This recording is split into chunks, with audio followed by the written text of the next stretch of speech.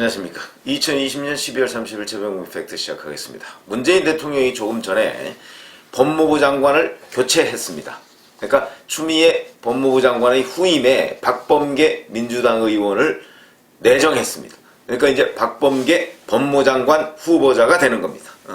자, 그렇게 되면 앞으로 어떤 일이 벌어질 것인가, 이런 것들은 윤석열 검찰총장의 미래하고 관련해서도 매우 중요한 문제다.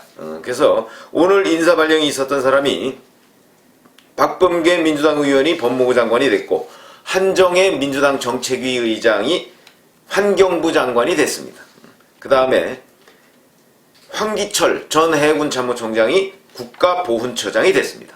자, 그러면 이 중에 이제 박범계 법무장관 후보자의 문제가 이제 가장 관심의 대상이죠. 잘 아시지만 박범계 법무장관 후보자는 1963년생이고 윤석열 검찰총장보다 3살 아래입니다. 그런데 연수원은 23기로 동기입니다. 그래서 평상시에는 서결이 형 이렇게 부른다고 하거든요. 그러니까 개인적으로 동기이기 때문에, 동기지만 나이가 윤석열 검찰총장이 3살이나 많기 때문에 그냥 서결이 형 이렇게 평상시에 부르던 사이였다. 근데 그 사람이 지금, 한 사람은 장관이 되고 한 사람은 장관급 검찰총장이 이제 총장으로 지금 있는 겁니다. 원래 충청북도 영동 출신이고요. 대전에서 국회의원을 3선을 했습니다. 그리고 처음에 정치권에, 원래 판사 출신이죠. 근데 정치권에 처음으로 입문하게 된 것은 2002년, 그러니까 노무현 대통령이 대통령 후보가 된 시절, 그 시절에, 그러니까 새천년 민주당의 대통령 후보였죠. 그 시절에 법률특보로 정계에 입문을 했습니다. 그리고 나서 그 이후에 노무현 전 대통령이 집권을 하고 난 뒤에 청와대 민정이비서관, 그 다음에 법무비서관, 그러니까 이게 민정수석실이죠. 민정수석실 산하에서 그 비서관 역할을 하다가 그 이후에 이제 출마를 해서 지금 현재 3선이다. 이렇게 얘기를 할 수 있고. 자, 그럼 이제 지금부터 후보자니까 후보자로서의 이런저런 해서 이제 당장 인사청문회를 거쳐야 되지 않겠습니까? 그러면은 이제 국회에서 인사청문회 날짜를 잡죠.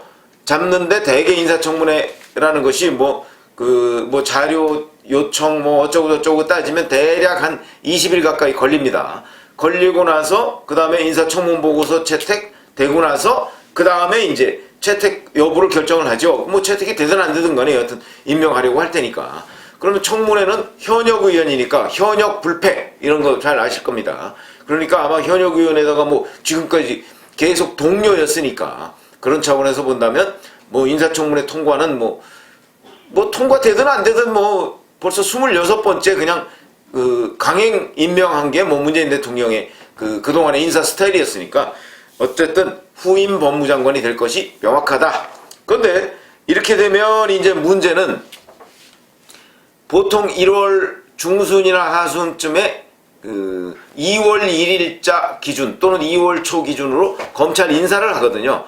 그럼 이렇게 되면 검찰 인사를 추미애 법무부 장관이 하지 않고, 그리고 나서 이제 박범계 신임 법무부 장관이 검찰 인사를 할 가능성이 매우 높죠. 그렇게 되면 이제 그 검찰 인사가 이제 박범계 신임 법무부 장관의 첫 번째 과제가 될 것이고요. 그 다음에 두 번째, 현재 검찰에는 현안이 몇 가지 있습니다. 그 현안은 첫 번째가 바로 대전지검에서 지휘하고 있는 원전요. 그러니까 월성 1호기 조기 폐쇄에 대한 경제성 보고서 조작 의혹, 이 부분을 대전지검에서 지금 수사하고 있죠. 이 조작 의혹에 대한 수사가 현재 막바지를 치닫고 있습니다. 이미 산업통상자원부 관계자 3명이 기소가 돼 있고, 그 중에 2명은 구속기소, 1명은 불구속기소가 돼 있습니다. 이 사람들 구속기소를 기반으로 해서 지금 전 백운규 산자부 장관, 그 다음에 최희봉 전 산업정책비서관, 청와대죠.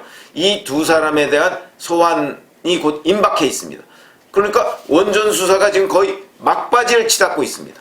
그래서 일각에서는 저 원전 수사가 끝나기 전에 아마도 이두봉 대전지검장이나 아니면 이 원전 수사를 중간 지휘하고 있는 이상현 대전지검 형사 5부장을 교체할 것이다, 이런 관측들이 굉장히 많았는데 시간이 아마 교체하기에는 좀 무리가 아닌가.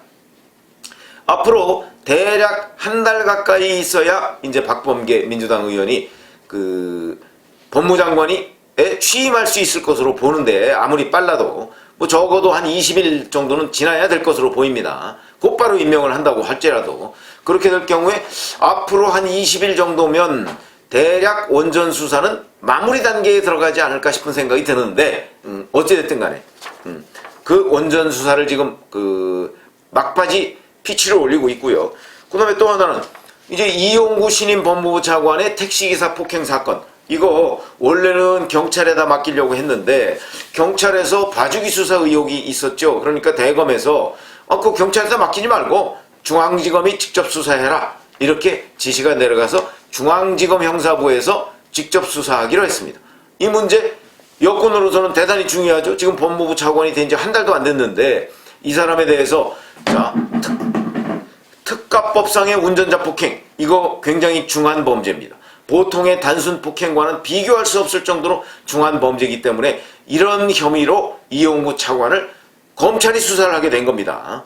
그러니까 이 부분에 관해서도 지금 법무부 장관이 장관 바로 밑에 있는 게 차관이니까 굉장히 신경을 많이 써야 될 수사가 지금 서울중앙지검에서 진행되고 있다. 그런데 서울중앙지검에서 잘 아시다시피 이성윤 서울중앙지검장은 대표적인 추미애 사단입니다. 그러니까 이제 박범계 민주당 의원으로 바뀌었으니까 또다시 이제 박범계 사단으로 거기에 거의 선두주자급으로 이성윤 중앙지검장이 이제 등극을 할 텐데, 문제는 이성윤 서울중앙지검장은 추미애 윤석열 이 갈등 속에서 검사들로부터, 특히 다른 검사뿐만 아니고 서울중앙지검 검사들로부터 불신을 받아서 리더십이 지금 흔들거리고 심지어는 사퇴 압박까지 받고 있습니다.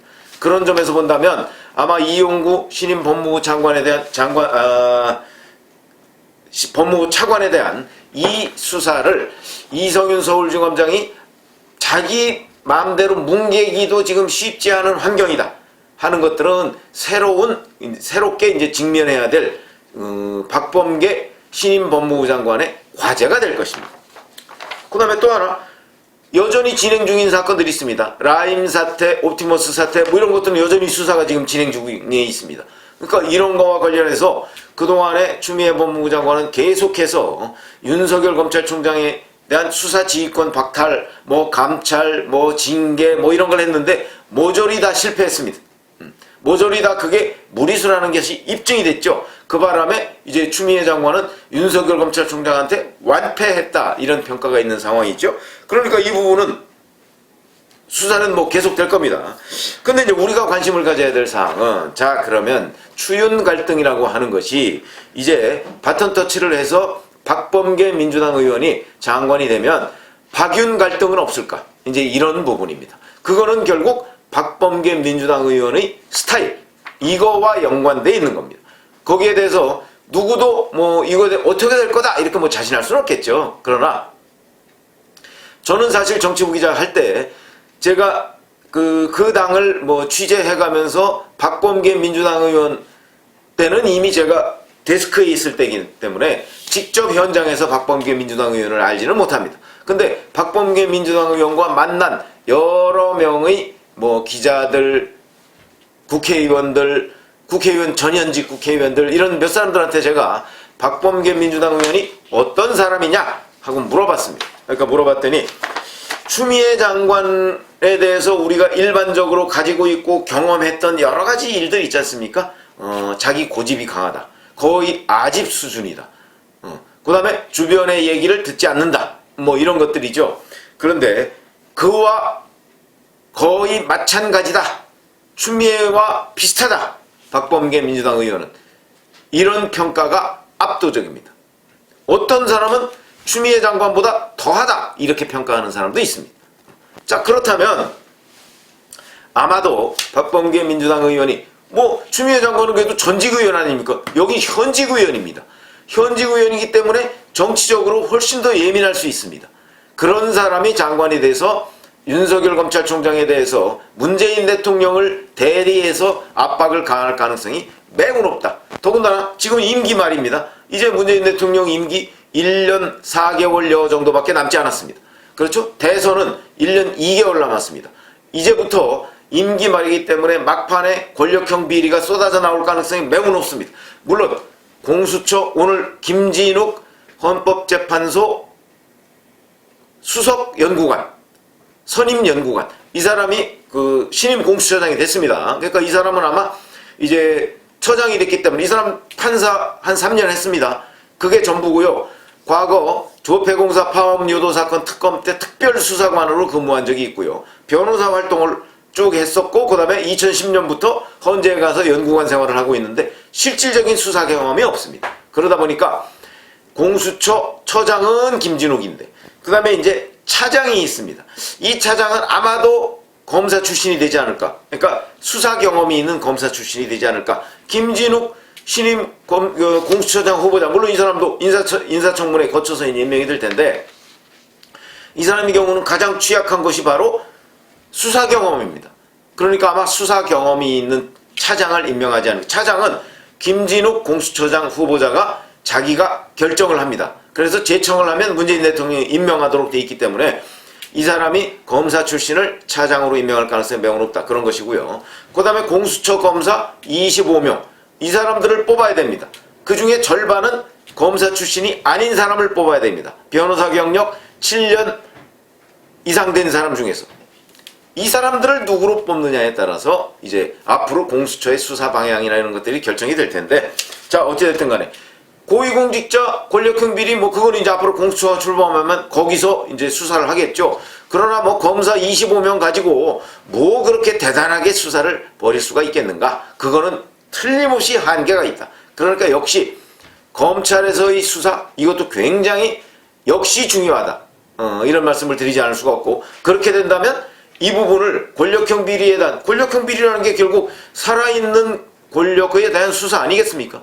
그럴 경우에 틀림없이 이제 살아있는 권력에 대해서 윤석열 검찰총장은 여야 막론하고 누구든지 비리가 드러나면 수사를 하겠다, 이런 입장이다 보니까 이 부분에서 이제 박범계 민주당 의원과 부딪힐 가능성이 매우 높다. 그렇게 되면 부딪혔을 때 한 사람은 장관이고 한 사람은 검찰총장이고, 그 다음에 그동안의 관계에서 본다면 장관은 뭐 수사지휘권 뭐 이런 것도 발동할 수가 있고요. 그 다음에 인사권을 가지고 있지 않습니까? 그러다 보니까 충돌할 수밖에 없다. 더군다나 박범계 지금 그 장관 후보자가 장관이 됐을 경우에 만약에 부드럽게 윤 총장과의 관계를 유지한다라고 한다면 저는 윤 총장한테 오히려 정치적 미래가 없을 가능성도 있다. 물론 윤 총장은 지금 정치를 할지 안 할지 모릅니다. 아마 본인도 지금 결심을 안 했을 겁니다. 그거는 이제 천천히 생각하자. 나중에 할지 안 할지 뭐 이런 입장이기 때문에 본인도 어떻게 해야 하는 것이 나의 미래를 위해서 적당한 것이냐 하는 부분 결심을 안 했을 텐데, 어찌됐든 간에 7월 24일까지가 이제 검찰총장 임기입니다. 그거 끝나고서 생각을 해볼 텐데, 그리고 대선은 그 다음에 3월 9일 날 있죠. 그러니까 뭐 시간은 충분합니다. 그러나 하겠다 안 하겠다는 걸 지금 결정을 안 한 상태이기 때문에, 그런데 만약에 박범계 신임 법무부 장관이 윤석열 검찰총장에 대해서 공존의 길을 택해서 압박을 가하지 않고 그냥 윤 총장이 하는 그 수사 이 방향에 대해서 결정적인 것이 아니면 압박을 안 한다라고 한다면 윤 총장에 대한 관심도가, 갈등이 없어지니까, 그리고 현 정권에 저항하는 그런 이미지가 많이 줄어들 거 아니겠습니까? 이렇게 되면 제가 그 한번 지지율 말씀을 드린 적이 있는데, 그렇게 되면 윤석열 검찰총장에 대한 일반 국민들의 관심도가 떨어질 가능성이 있습니다. 그런데 지금 추미애가 아니라 박범계라는 사람이 장관이 딱 되고 나니까 이 성향이 비슷하거나 오히려 더한 사람이 왔다. 그렇게 된다면 윤석열 검찰총장과의 갈등도 비슷하거나 오히려 더할 가능성이 있다. 그렇게 된다면 윤 총장의 정치적 미래는 어떻게 될까요? 윤 총장의 그 지지율이나 이런 것들이, 어차피 제가 반사체적인 성격이 있다고 하지 않았습니까? 그러면 윤 총장은 여권의 압박에 대해서 나는 헌법 정신과 법치주의, 상식에 맞는 행동을 하겠다. 지금 이렇게 천명을 해놓은 상태거든요. 그렇다면 윤 총장은 거기에 대해서 저항을 하게 될 가능성이 매우 높습니다. 지금까지 이 스타일로 봤을 때. 그러면은 결국 박범계 신임 법무부 장관과 윤석열 검찰총장 간의 갈등도 추윤 갈등 못지않은 정도의 갈등과 내지는 박범계 장관의 공격이 예상이 된다. 그렇게 본다면 윤석열 검찰총장의 지지율도 결국 떨어지지 않고 유지될 가능성이 매우 높다. 이렇게 보는 것이 합리적입니다.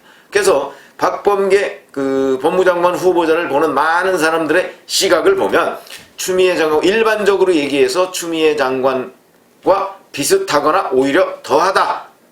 그런 식의 평가를 많이 하고 있기 때문에 이 평가가 그대로 들어맞는다면, 그렇다면 아마 추윤 갈등 못지않은 박윤 갈등이 생길 것이다. 그렇게 되면 윤석열 검찰총장이 정치를 하게 될지 안 하게 될지 모르지만 윤석열 검찰총장의 대선 후보로서의 지지율은 떨어질 가능성은 별로 없다. 이렇게 보는 것이 오히려 합리적이다.